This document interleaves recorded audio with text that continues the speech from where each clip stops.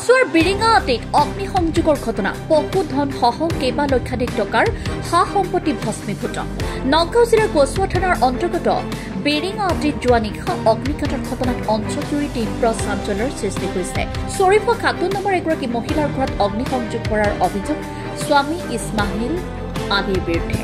যোৱা কিছুদিন ধৰি মহিলাগৰাকীক শাৰীৰিক আৰু মানসিক নিৰ্যাতন চলাই অহাৰ বাবে পত্নীয়ে স্বামী কাষৰ পৰা উভতি যোৱাত স্বামী ইছমাহিল আলীয়ে ঘৰ দুৱাৰ জ্বলাই দিয়াৰ ভাবুকি প্ৰদান কৰি নিশা ইছমাহিল আলীয়ে পেট্ৰল ঢালি জুই জ্বলোৱাত মহিলাগৰাকীৰ সম্পূৰ্ণ বাসগৃহ জুইত জ্বলি ভস্মীভূত হয়। স্থানীয় ৰাইজে জুই নুমাবলৈ চেষ্টা কৰে যদিও সম্পূৰ্ণ বাসগৃহৰ লগতে পশুধন নথিপত্ৰসমূহ মূল্যৱান সা সামগ্ৰী জুইত জ্বলি ভস্মীভূত হৈ পৰে।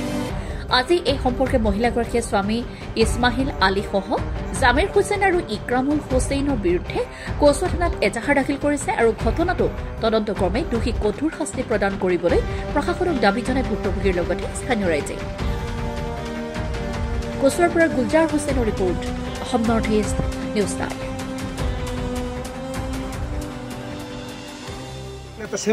যোৱাকালি মানে ঘটনা এটা হৈ গ'ল, মানে আমাৰ ভণ্টিজনে মানে আমাৰে ভনী যোৱাই আৰু মোৰ ভণ্টি হয় এজনে ঘৰতে মানে দুজনে মানে কিবা এটা মুখৰে তৰ্কাতৰ্কি হয়। তৰ্কাতৰ্কি হোৱাৰ ভাৱত আমাৰ ভণ্টিজনে আমালৈ ফোন কৰে। ফোন কৰাৰ পিছত মই বোলো ক'লোঁ যে তহঁতে তৰ্কাতৰ্কি কৰিব নালাগে, গতিকে কি হৈছে আমি সামাজিক হিচাপত চাম, তই আমাৰ ঘৰলৈ বাপেকৰ ঘৰলৈ গুচি আহা। তেতিয়া মোৰ ভণ্টিজনে বাপেকৰ ঘৰলৈ গুচি গ'লে। গুচি যোৱাৰ পিছত আমি ভাবিলোঁ আমি ৰাইজে বহি পেলাই এইটো মীমাংসা কৰিম। তাৰপিছত কি কৰিলে আমাৰ ভণ্টিজনে 2 দিন আমাৰ ঘৰত থকাৰ পিছত 3 দিনৰ মূৰত সেই জোৱাইখনে আকৌ ফোন কৰি থাকে। ৰাতি 10টাৰ বজাত এবাৰ ফোন কৰে। ফোন কৰি পেলাই মোৰ ভণ্টিজনক মাতে ঘৰলৈ আহিবলৈ। তেতিয়া মোৰ ভণ্টিজনে ক'লে মই ইমান ৰাতি বাপেকৰ ঘৰৰ পৰা আহিব নোৱাৰিম, গতিকে ৰাতি পোহৰ হ'লে মই আহিম।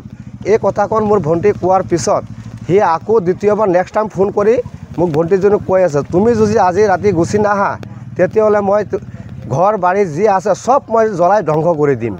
গতিকে সেইখন কথাৰ ভাবুকিতে আমি ইমানটো মানে আমাৰ মনত ভাৱ লোৱা নাই। গতিকে 1 ঘণ্টাৰ পিছত আকৌ নিষ্টাম ফোন কৰি পেলাই কৈ আছে, লগৰ আশপাশ গাঁৱলীয়া মানুহ কৈ আছে যে ঘৰত জুই লাগি গ'ল।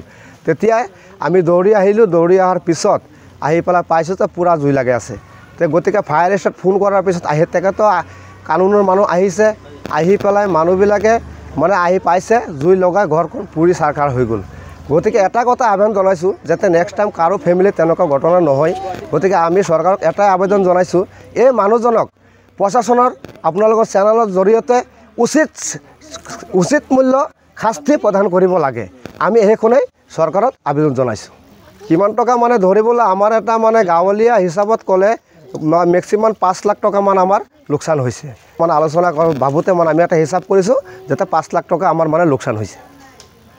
মানে আপোনাৰ 4টা ছাগলী আছিলে, গাভিনী ছাগলী, তাৰপিছত হাঁহ আছিলে 20টামান, কুকুৰা চৰাই আছিলে 10টামান, আৰু যিমান ঘৰতে কাগজ পতি নথি NRC যিমানেই বেংক বেলেঞ্চ যিমান আছিলে, টকা পইচা অলপ আছিলে, সোণৰ বস্তু আছিলে, গোটেই খোবা আমি একো বস্তু মানে আমাৰ হাতত ল'ব পৰা নাই। গোটেই খোবা পুৰি একদম চাৰখাৰ হৈ গ'ল, বচাব পৰা নাই। গতিকে আমি এটাই আবেদন কৰিছোঁ আপোনালোকৰ চেনেলৰ জৰিয়তে আমাৰ প্ৰশাসনক বা আমাৰ হিমন্ত বিশ্ব শৰ্মা ছাৰক এটা আবেদন জনাইছোঁ যে এই মানুহজনক উচিত শাস্তি দি প্ৰদান কৰিব লাগে। আমাৰ এইটো দাবী।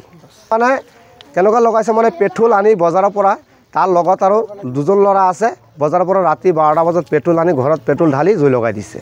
পেট্ৰল লগাই যদি পেট্ৰল ঢালি পেলাই জুই লগাই, আপোনালোকেতো জানেই পেট্ৰলৰ জুই কেনেকুৱা হয়। গতিকে এনেকুৱা অৱস্থা হৈছে, আমি এটা মানে কোনো কাগজ এটা বস্তু আমি ধৰিব পৰা নাই।